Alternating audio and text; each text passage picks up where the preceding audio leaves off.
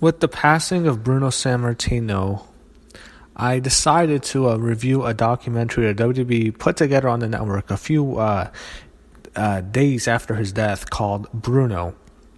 So the documentary starts off at the Hall of Fame in 2013 in Madison Square Garden when he was finally inducted. So he meets Triple H at the Hall of Fame, and now it goes through his career. So they were talking a lot about Bruno in his career, but now they're going and of course I stayed away from WWE for a while, but now they're going back to World War II and the Nazis when he was in Italy when they invaded, and how he was close to death, and how I think he lost 2 older siblings.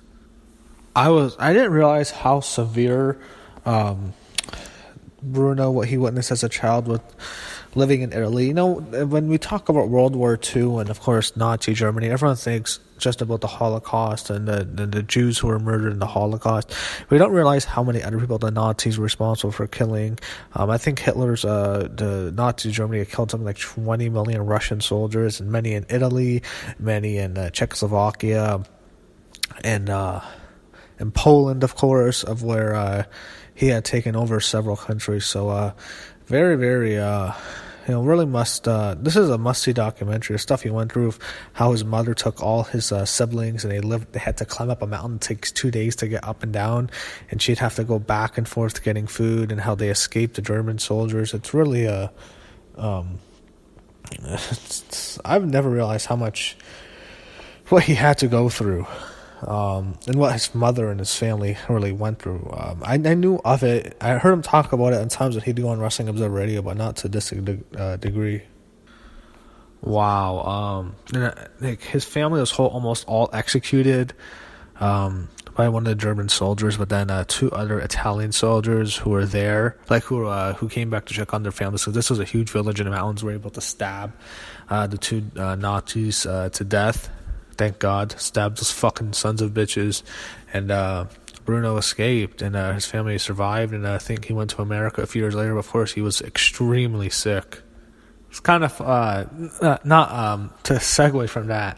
They go back to the Hall of Fame, and they showed Bruno talking to Arnold Schwarzenegger about going to the Hall of Fame, and on the TV, if you notice, you can see Donald Trump, and he's getting elected. What a great Hall of Fame. You have the greatest president of all time. You have one of the greatest superstars of all time. Either one of the all-time greats. And Bob Backlund. So you had Bruno, Bob Backlund, Mick Foley, hardcore legend, Trish Stratus. Booker T went in that year. And of course, the greatest president of all time, Donald J. Trump.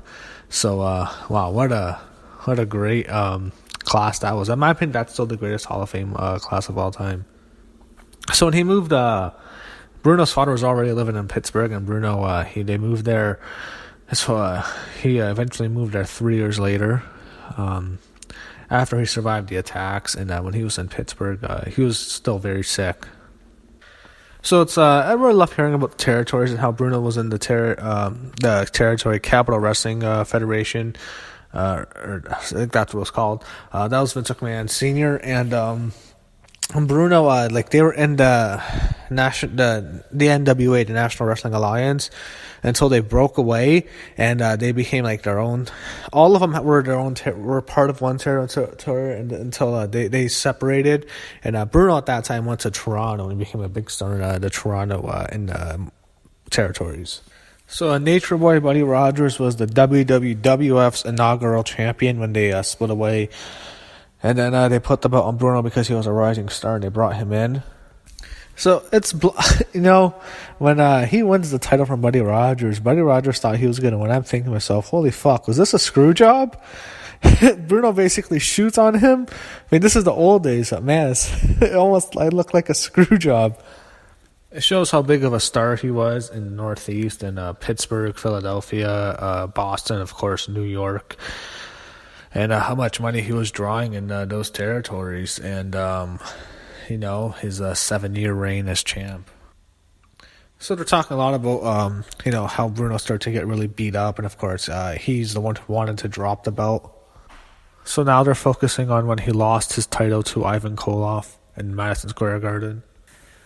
So I've always heard that story of how the Garden went completely silent when Bruno lost his belt, and I'm thinking to myself, the closest thing that wrestling fans nowadays can relate to that is when The Undertaker lost his streak at WrestleMania 30 to Brock Lesnar. Of course, when Brock hits him with the third F5 and then the 3 count, you can just remember the crowd in absolute shock. I think this was even more because this was just total utter silence. Man, that's a special wrestling moment whenever something like that happens. So when he lost his belt, business wasn't as good for those 2 years, and then 2 years later in '73 is when he got his second reign. This one was 4 years.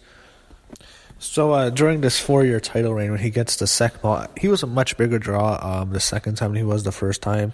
The first time he was a draw. The second time he was a major draw, and that one was it was a 4-year reign. It's compared to the first reign, it was short, because the first reign was 7 years, or actually 8 years, almost 8. I think that was like 2 months shy of 8 years. The second was the 4-year reign, and that's when, of course, it ended after he broke his neck. Stan Hansen breaks his neck, and of course, he soon had to drop the belt. Stan Hansen really messed up. He went for a body slam, just instead of like slamming him on his back, he slams him, he spikes him on his head, and Bruno has a broken neck. So I'm not sure when this whole thing was done, because like a lot of these interviews come from like 2015.